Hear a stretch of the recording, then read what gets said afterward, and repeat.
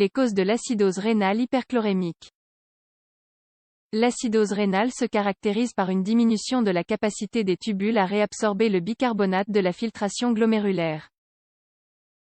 L'acidose rénale hyperchlorémique se produit du fait d'une grande perte de bicarbonate de soude dans le corps. Par ailleurs, les reins n'éliminent pas l'acide de l'organisme en quantité suffisante. Cette condition se caractérise par une réduction de la capacité des tubules à réabsorber le bicarbonate de la filtration glomérulaire. Cela entraîne alors une acidose métabolique hyperchlorémique.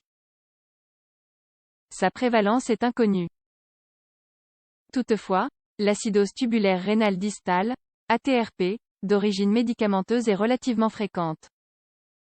De plus, l'acidose héréditaire isolée est très rare. Symptômes de l'acidose rénale hyperchlorémique. Les symptômes de l'acidose rénale hyperchlorémique dépendent de la maladie ou de l'affection sous-jacente.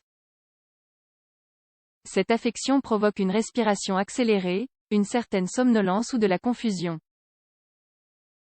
Elle peut également conduire à un état de choc, voire même à la mort.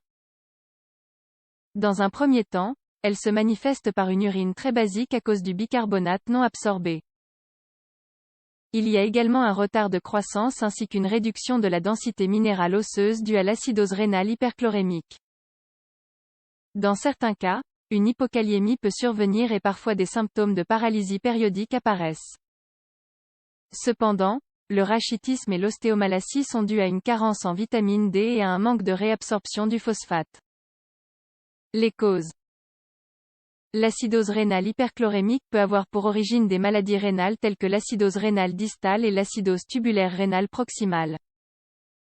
Elle peut aussi se manifester dans les cas d'intoxication avec de l'acide acétylsalicylique, de l'éthylène glycol ou du méthanol. Par ailleurs, elle peut apparaître en cas de déshydratation intense.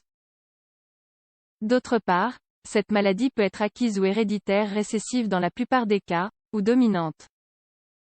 L'acidose acquise est générée par une mutation du gène SLC4A4.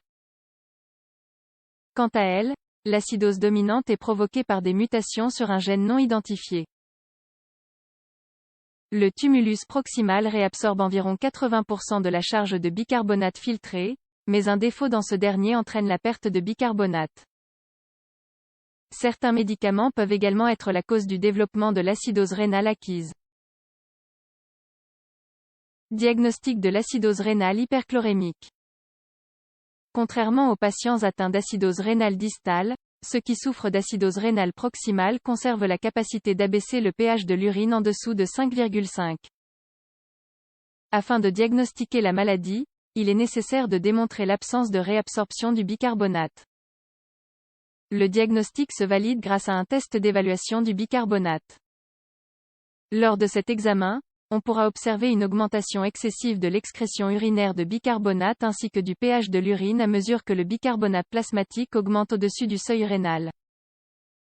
Il est nécessaire également d'exclure d'autres tubulopathies proximales héréditaires. Par exemple, le syndrome oculo-cérébro-rénal, la maladie de dents ainsi que les maladies de stockage du glycogène dues à un déficit de GLUT2. En guise de test de laboratoire, on peut solliciter une gazométrie artérielle et une analyse des électrolytes pour confirmer l'acidose rénale hyperchlorémique. Par ailleurs, on recommande également un panel métabolique de base, composé d'un groupe de tests sanguins qui mesure les niveaux de sodium et de potassium, la fonction rénale et les autres substances chimiques. Le pH de l'urine, les cétones dans le sang et l'urine ainsi que les niveaux d'acide lactique sont à leur tour expertisés. Cet ensemble d'examens peut aussi aider à déterminer si la cause de l'acidose est un problème d'origine respiratoire ou un problème métabolique. Le traitement de l'acidose rénale. Le traitement de l'acidose rénale hyperchlorémique dépend de la cause de la maladie. En effet, l'acidose proximale héréditaire nécessite un traitement substitutif de bicarbonate durant toute la vie. Pour mener à bien ce traitement, une grande quantité de bicarbonate est nécessaire afin de pouvoir régulariser le bicarbonate physiologique. Dans certains cas, on utilise des diurétiques de la famille des thiazidiques à raison de 25 à 50 mg par jour. Par exemple, L'hydrochlorothiazide. Cela est utile pour améliorer la réabsorption du bicarbonate et réduire ainsi la quantité de bicarbonate nécessaire. Les taux de potassium plasmatique doivent également être surveillés. En effet, dans certains cas, l'administration d'un mélange de sel de bicarbonate de soude et de potassium est nécessaire. Normalement, si la maladie est d'origine médicamenteuse, elle est réversible à l'arrêt de l'administration du médicament. Avec le traitement adéquat, le pronostic de cette maladie est bon.